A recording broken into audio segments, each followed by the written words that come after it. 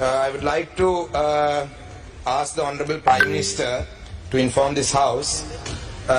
Number one, the total number of political prisoners in the country and the number of camps they are detained in. Number two, why expedited measures have not been taken yet with regard to their release. Number three, the number of lands occupied by the security forces in each district across the country. And number four, the number of private lands and the lands of the government officers controlled by the security forces. If not, why? අරු කතානායකතුමනි ශ්‍රී ලංකා දණ්ඩ නීති සංග්‍රහය යටතේ හෝ මෙරට පවත්නා වෙනත් කිසියම් නීතියක් යටතේ දඬුවම් ලබා දී ඇති සිරකරුවන් හෝ සැකකරුවන් අතරින් දේශපාලන චෝදනා මත සිරගත කොට ඇති හෝ රඳවා ඇති කිසිවෙකු මේ වන විට ශ්‍රී ලංකා බන්ධනාගාර තුළ නොමැති බවට මේ කරු සභාවට කියන්න කැමැතියි.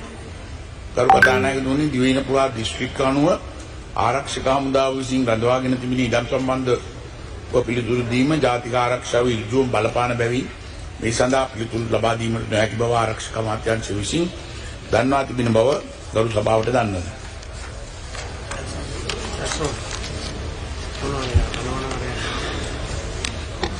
මගේ පළවෙනි අතුරු ප්‍රශ්නේ තමයි, my first question is, Honorable Prime Minister, there are people who have been in custody since the time even before I was born.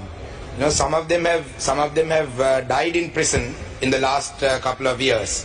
One of your main election promises was that the release of these political prisoners will be done. This was done in the canvassing campaigns that was done in the north and the east. And even Honorable Namal Rajapaksa, when he was released from remand prison, had mentioned that these political prisoners need to be released.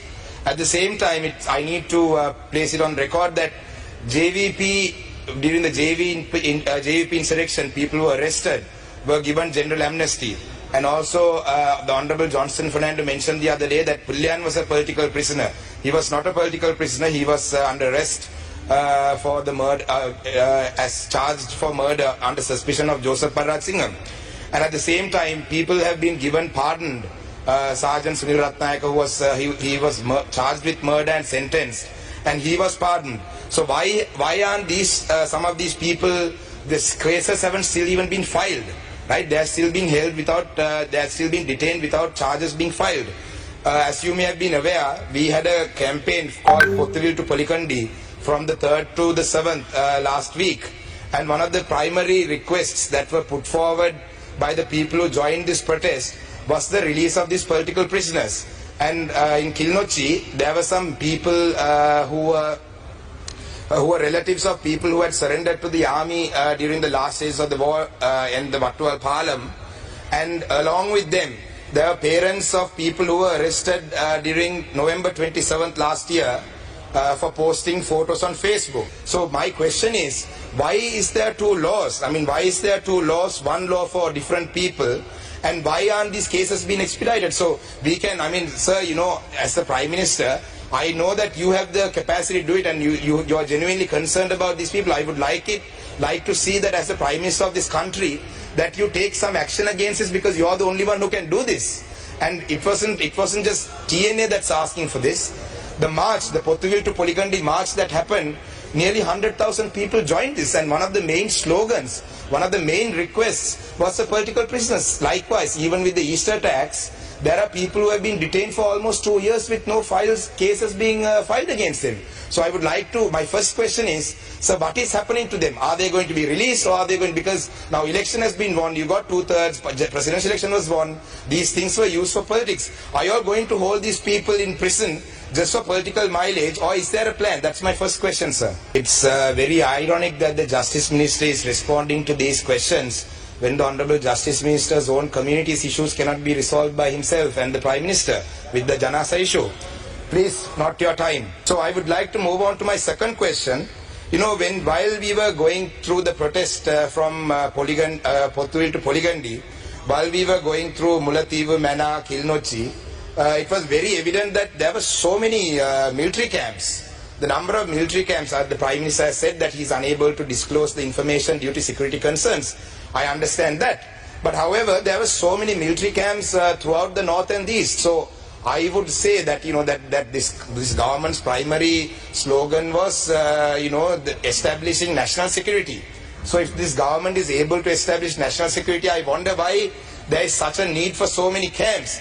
But at the same time, why aren't we worried about setting up some camps in Colombo and Hambantota? Because like I mentioned in my parliamentary speeches, Tamils and Muslims in this country are not the threat to this government in the near future. We are giving out plots of land to different countries in the south and in Colombo. So why don't we set up some army camps and security forces camps around those ports and districts as well? Because like I mentioned earlier, they are the threat for this government in the future. We only get the opportunity to ask the Honorable Prime Minister a question once a year maybe, because the opposition, there's only, just mind your business, Surendra Raghavan, you have been appointed as the nationalist for this, right? You're barking because you got the national list. Just mind your own business. I'm not here on the national list. I have been elected by public, right? You are just trying to build up you're just trying to build your political career. I have already been elected to parliament by votes. Now, unlike you, I didn't come on the national list. I was elected. So let me finish my question. Sir, ඒක තමයි sir මේ sir මෙයාට කෑ ගන්න එපා කියන්නේ sir. So my question is, sir. Please. Statement, just tell us what is your question. Sir, I can't finish my question, sir. Yeah, thank you. Listen to the sir. So, sir, the question is, will these private lands and will these lands that are occupied by the security forces, the government lands and the state buildings like irrigation department, DSO, even Kalawanchakudi, right? Will they ever be released, or are we going to hold on to them just so that we show the South that there is some major national security threat in the north and this which is not there? That's my question. You work enough for your nationalist men.